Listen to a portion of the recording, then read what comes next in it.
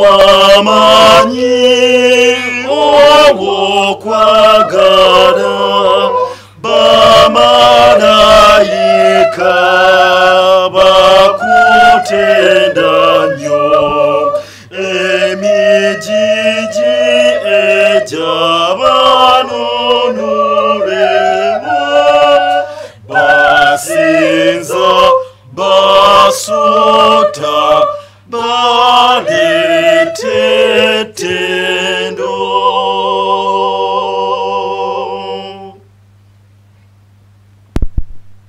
Tubaniriza nnyo mu linnya lya Mukama waffe Yesu Kristo. Twebaza Katonda atuwadde ekisa n'okusaasirwa okutuyingiza mu studio zino eza Delta TV nga tuzze okwegatta nammwe abali wano mu Uganda era n'ebweru mu kusinza kwaffe nga muli awo maka gammwe. Kale katwebaze Katonda w'ekitiibwa, tukwebaza kabaka bakabaka kubanga obukeesezza bulungi era Mukama Katonda affe nga baddu bona abazaana bo nga bali mu maka gaabwe nga tebasobodde kujja mu bifo ebigazi, naye nga Mukama affe tusinzidde wano kubatuukako. Kyetuva tukwegayira Mukama Katonda affe otuwe ekisa ekyo eky'omwoyo mutukuvu, otulungamye, otukozese, oyituyigirize era otambuze Mukama Katonda affe omukono gwo oguwonya, kubanga waliwo abalwadde, ozzeemu essuubi kubanga waliwo abasobeddwa, ole emirimu nga tegitambula. Kale nno okusinza kwaffe enkya ya leero okwebaza kubanywesa, ate nga tumanyi nti olina kukozesa ffe okutuusa obwetaavu bwabwe. Ekigambo kino wekyajjira nga waliwo emirimu mingi Mukama gye twali tulina okukola okutuukiriza. Tukwegayidde Katonda affe otulage enkola mwe tunaayita okusobola okugikola ogituukiriza. Naddala omulimu ogwo gwa Church House, omulimu ogw'okugula ebidduka, olw'obuweereza Katonda affe ngaffe abayina Mengo nga tulina okulaba nga tuzzaawo emmotoka y'omukadde waffe Ssaabadikoni. Tukwegayiridde Katonda affe abaweereza abaana bato nga bali mu maka, tukwegayidde Taata ow'ekisoba obugabirizi obutasalise okubawa ebyokulya n'okunywa. Abaana baffe Mukama nga bali mu maka tubaleeta mu mikono gyo Taata ow'ekisa. Mu kiseera kino nga balinga abasobeddwa, abalinga bali mu masaŋŋanzira, Mukama otubeere okukozesa emikutu okubatuukako, okubayigiriza. Oggulewo enzigi zo ayi kabaka bakabaka, olyoke osobole okusaanyiza okuyitibwa kwaffe, kubanga Katonda affe olina enteekateeka ennungi ku lwaffe. Era kyetuva tujja gy'oli ssebo w'ekisa nga tuleeta bannaffe abali ku mbeera ng'omukka tegukyamala oguli malwaliro, nga n'amakampuni agagukola nga nago gasobeddwa. Tukwegayidde Taata ow'ekitiibwa abantu bo badde ku mukka ogw'obutonde, omukka omwewole Mukama gututaase olw'ekiseera kino, naye bonna Mukama obaggyeko, ate era ngo banaaguvaako ng'ekirwadde kikaze. Gye tuva tukuyita kabaka bakabaka, gwe yaliwo era aliwo era ajja okubaawo, nga ne mu biseera eby'edda Taata ow'ekisa wakoma ku kawumpuli eyali azikiriza abantu bo, nga n'emisota egyaluma ab'edda nagyo wagiggyawo, era omusota ogwo ne gulyoka gufuuka n'akabonero akakulu ennyo ak'ekitongole eky'ebyobulamu eky'ensi yonna. Gye tuva tusaba Mukama waffe okusinga byonna tukutegeere nti bali baawanikako ebyo, naye gwe yawanikibwa ku musaalaba eggologoosa wakola byonna n'ogamba nti kiwedde. Kale nno kyetuva tukasuka obuyinike bwaffe, okusoomozebwa kwaffe ku ggwe, ng'omuddu wo Peetero bw'atukubiriza nti nga musindiikiriza okweraliikirira kwammwe kwonna kubanga ateeka ku mwoyo ebigambo byammwe. Waliwo bingi ebimenya emitima, waliwo ebyeraliikiriza, waliwo ebitutte ebireese okusoomozebwa n'okusoberwa.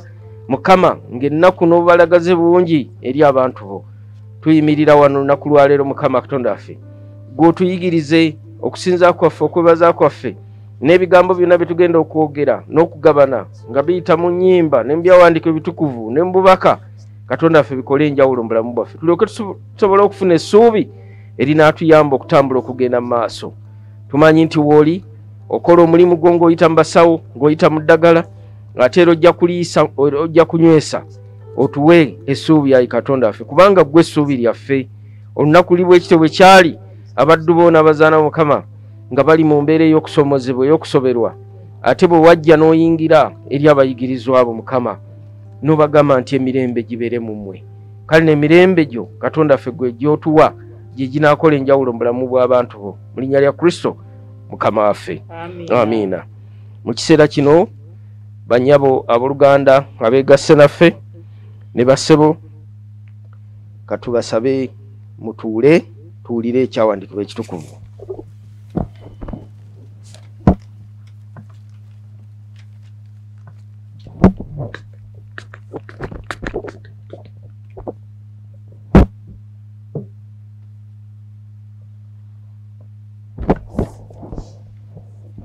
Ekitundu kyaffe leero kivudde mu kitabo kya Bassekabaka eky'olubereberye essuula 17. Tujja kutandika n'olunyiriri olusooka. Ekitabo kya Bassekabaka eky'olubereberye essuula 17 okutandika olw'olubereberye. Awo Eriya Omutisubi yali kwabo abatuula e Geriyaadi n'agamba Akabu nti Mukama Katonda wa Isirayiri nga bw'ali omulamu gwe nnyimirira mu maaso ge, tewaabenga musulo newankubadde enkuba mu myaka gino, wabula ng'ekigambo kyange bwe kiri. Awo ekigambo kya Mukama ne kimujjira nga kyogera nti vva wano okyuke ogende ebuvanjuba weekweke awali akagga Kerisi akoolekera Yoludaani. Awo olulituuka onoonyweranga mu kagga, era ndagidde bannamuŋŋoona okuliisiza eyo. Awo n'agenda n'akola ng'ekigambo kya Mukama bwe kyali, kubanga yagenda n'abeera awali akagga Kerisi akoolekera Yoludaani. Awo bannamuŋŋoona ne bamuleeteranga emmere n'ennyama enkya, n'emmere n'ennyama akawungeezi, n'anywanga mu kagga. Awo olwatuuka ddaaki akagga ne kakala olw'obutaba na nkuba mu nsi. Awo ekigambo kya Mukama ne mujjira nga kyogera nti golokoka ogende e Zalefaasi ekya Sidoni obeere eyo. Laba ndagidde omukazi namwandu ali eyo okukuliisanga. Awo n'agolokoka n'agenda e Zalefaasi. Awo bwe yali atuuka mu wankaaki w'ekibuga, laba omukazi namwandu ng'ali eyo ng'alonda enku. N'amuyita n'ayogera nti nkwegayiridde nkimire otuzzi mu kibya nnywe. Awo n'agenda okugakima. N'amuyita n'ayogera nti nkwegayiridde ndeetera akamere mu mukono gwo. N'ayogera nti nga Mukama Katonda wo bw'ali omulamu, sirina mugaati wabula olubatu olw'obutta mu ppipa n'otufuta mu kasumbi. Era laba nsenye enku 2 nyingire neefumbire nze n'omwana wange tulye tufe. Awo Eriya n'amugamba nti totya, genda okole nga bw'oyogedde, naye sooka onfumbiremu akagaati okaleete gye ndi, oluvannyuma weefumbire wekka n'omwana wo. Kubanga bw'atyo bw'ayogera Mukama Katonda wa Isirayiri nti eppipa ey'obutta terikendeera, so n'akasumbi k'amafuta tekaligwawo okutuusa ku lunaku Mukama lwalitonnyesa enkuba mu nsi. Awo n'agenda n'akola ng'Eriya bw'ayogedde. Omukazi naye n'ennyumba ye ne baliira ennaku nnyingi. Eppipa ey'obutta teyakendeera, so n'akasumbi k'amafuta tekaggwaawo, ng'ekigambo kya Mukama bwe kyali kyayogera mu Eriya. Ekitundu kyaffe kikomyawo. N'obwesigwa bwe bwa mirembe gyonna, ekitiibwa kibeere kitaffe n'ery'Omwana n'ery'Omwoyo Mutukuvu, nga bwe kyali olubereberye, bwe kiri ne kaakano, bwe kiriba emirembe n'emirembe. Amiina. Abali eyo mu maka gammwe kambasabe muyimirire tunyweze okukkiriza kwaffe n'ebigambo eby'enzikiriza eya nzikiriza Katonda kitaffe ayinza byonna omutonzi w'eggulu n'ensi ni Yesu Kristo omwana Mukama waffe eyazaala muwala yata musajja Mariyamu eyali olubuto olw'omwoyo omutukuvu n'abonyaabonyezebwa ku mirembe gya Pontiyo Piraato n'akomererwa ku musaalaba n'afa n'aziikibwa n'akka emagoma mu bafu olunaku lwokusatu n'azuukira mu bafu n'agenda mu ggulu atudde ku mukono ogwa ddyo gwa Katonda kitaffe ayinza byonna naye alivaayo komawo okusala omusango gw'abalamu n'abafu nzikiriza omwoyo omutukuvu n'ekkanisa entukuvu y'abantu bonna era bonna wonna n'okussa ekimu kw'abatukuvu n'okusonyiyibwa ebibi n'okuzuukira kw'abafu n'obulamu obutaggwaawo amiina. Essaala ey'olunaku luno sabbiiti eno ey'okusatu mwezi eziddirira ey'obusatu eri ku lupapula 1069. Katonda tukwegayiridde otuwulire mu kusaasira kwo okkirize ffe b'oyagazizza ennyo okutukuuma era n'okutusanyusa n'amaanyi go amangi bonna n'ennaku bye tulaba bwa Yesu Kristo Mukama waffe. Mu bubi bwonna n'ennaku bye tulaba. Kale nno nga twegayira Katonda atuwa ekisa asobole okutusomosa embeera ey'obubi n'ennaku bye tulaba bye tuyitamu bye muyitamu eyo. Tumanyi nti Mukama waali agenda kukola ekyenjawulo era mu kiseera kino kansabe okubaaniriza ate n'okuyisaawo obugambo buno butono. Nsanyuse okulaba ku youth choir kubanga leero yeweereza. Tusanyuse okubalaba bannaffe abawaddeyo omuwendo okujja. Tumanyi nti abamu ku mmwe musula wala naye Mukama yeebazibwe. Njagala kwaniriza omusumba Mubulizi Reverend Frobia Sebunya ate era ne Mubulizi ng'ate yagenda otutuusaako obubaka Mubulizi Kasule. Mukama yeebazibwe. Twagala okwebaza Katonda olw'obukulembeze bwonna obw'ekkanisa obwekitiibwa Dr. Kasule ne maama olwa saviisi eno okugivujjirira n'okulaba nti omwaganya we guli mu kusinza. Ate era twebaza n'omukulu w'ekitongole kya mission ng'akolera wamu ne coordination y'okuyimba okulaba nti obuweereza bugenda mu maaso.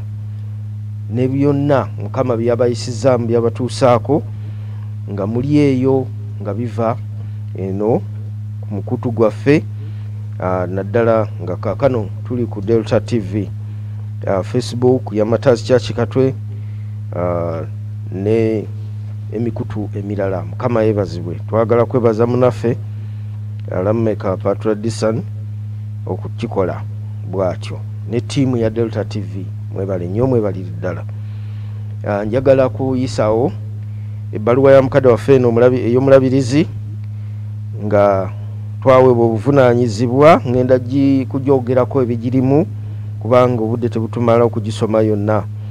Obuvunaanyizibwa bwe twaweebwa kwe kulaba nga twetaba mu kaweefube okunoonya ensimbi mu kiseera kino ekizibu bwe kiti. Mujjukire nti ekyawandiikibwa kituyigiriza nti akungulira mu kyeya mwana wa magezi.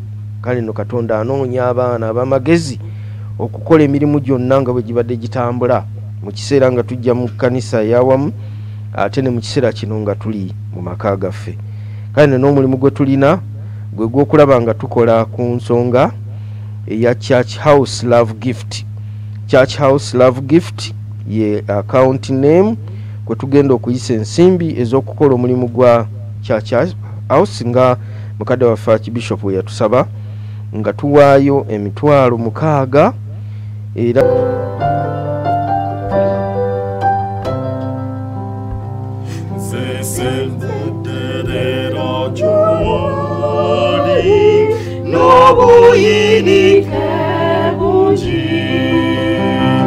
omutima gwange sukoye siyinza kuba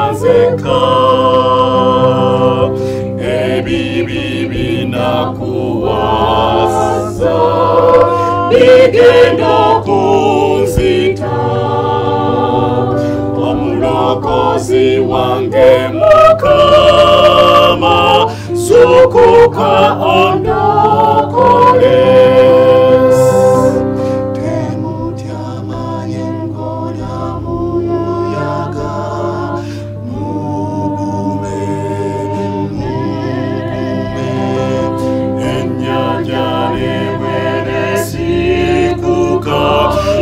Daimoni n'abantu wadde kiki ennyanja teyinza kusaanyawo Mukama waayo eyagisala byonna ze bifukamirira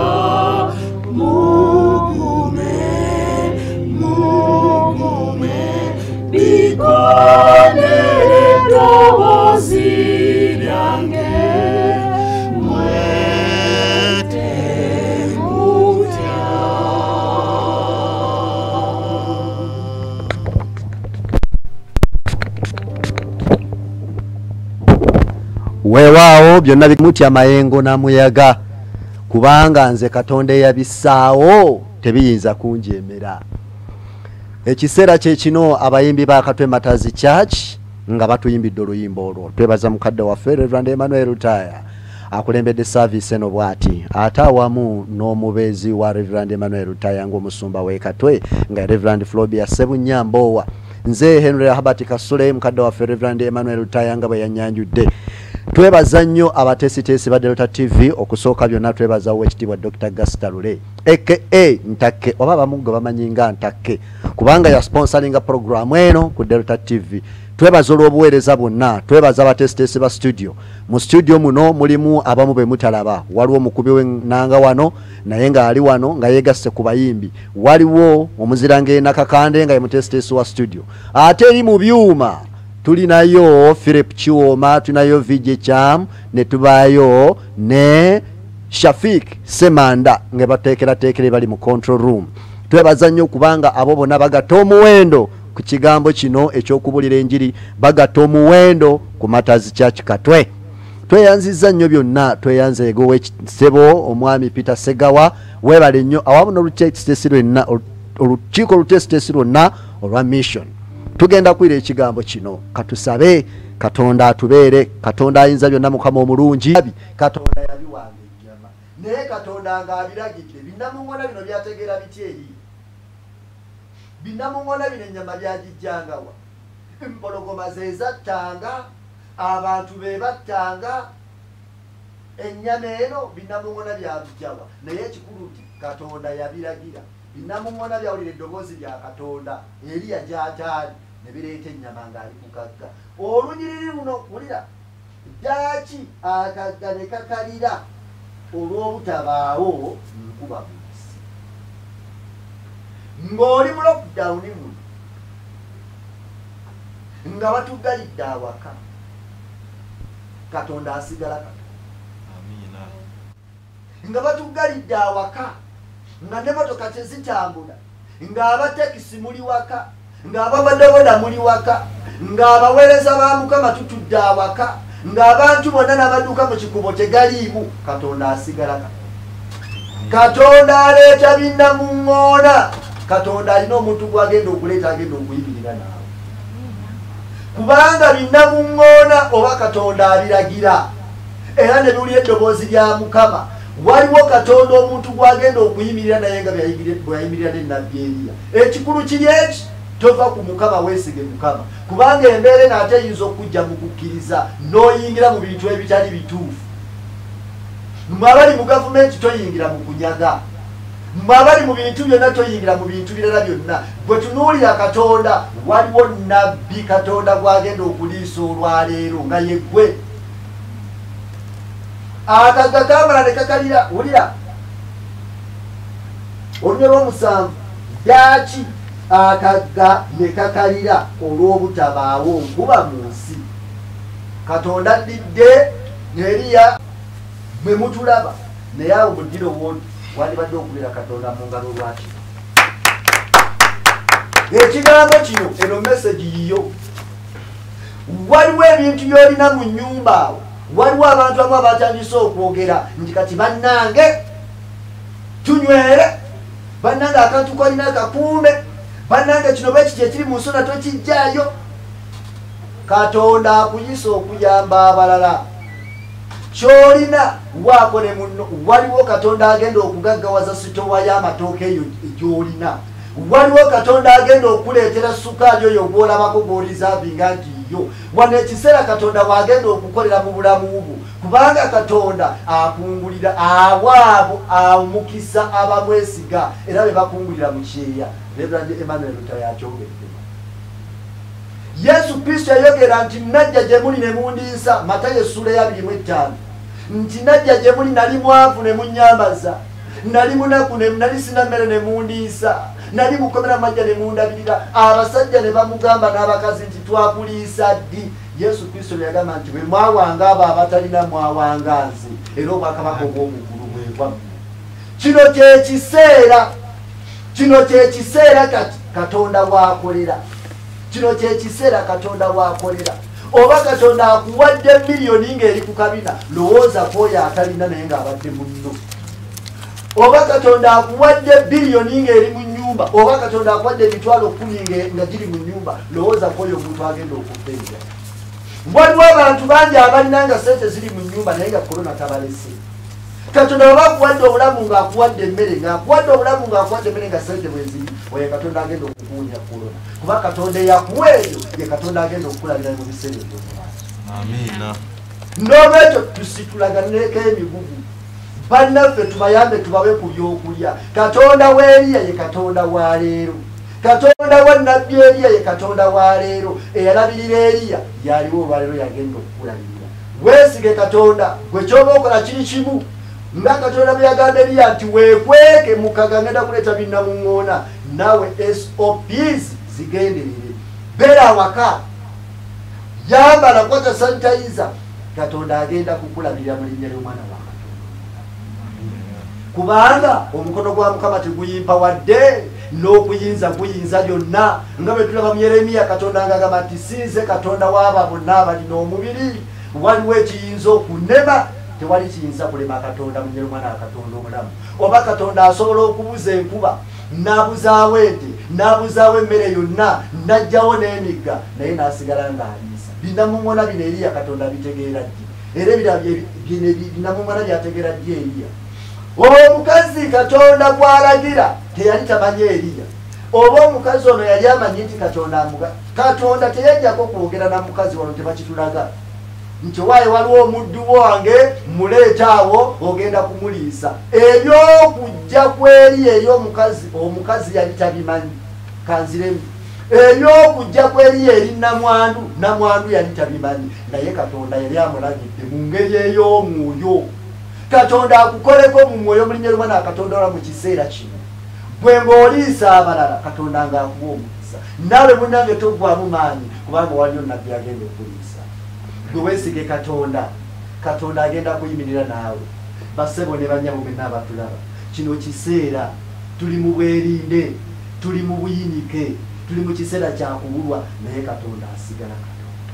Amiina. Katonda asigala Katonda agenda kukulabirira Katonda agenda kuliisa Katonda nga bwagenda okulabirira nga bwagenda okuliisa Katonda agenda kuliisa naawe bw'obanga ekiseera kino kizze nga waliwo kyolina mu nnyumba Katonda yakikuwa ekyo kyolina mu nnyumba bw'omanya nti sente zaava wa Mukama z'olina bw'omanya nti emmere yava wa Mukama gy'olina bw'omanya nti olusuku lwena lwava wa Mukama kubanga Mukama ensi yonna ye n'okujjula kwayo Zabbuli eya 24 bw'eyogera nti ensi ya Mukama n'okujjula kwayo bw'omanya nti byonna byolina biva eri Mukama kale labirira abantu ba Mukama ajja kukulabirira mu nnya lya Kitaffe n'Omwana. Amen.